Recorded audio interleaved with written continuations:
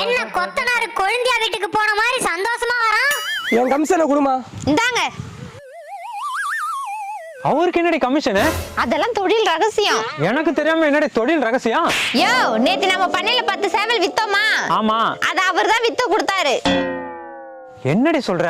அவர் கொத்தனார் தான், கோழி வியாபாரமா பண்றாரு. அவர் கொத்தனார் வேலைக்கு போறாருல, அந்த வீட்டுக்காரங்க கிட்ட வாசல் சரியில்லை வாஸ்து சரியில்லைன்னு சொல்லி சேவலை பலி கொடுக்க சொல்வாரு. அந்த நேரத்துல நம்ம சேவலை வித்துற வேண்டியதான். இது யாரு கொடுத்த ஐடியாடி? அந்த புத்திசாலி நான் தான். புரோக்கர் வேலை பார்த்துட்டு புத்திசாலின்னு சொல்றான் பாத்தியா? வாய மூடுறா.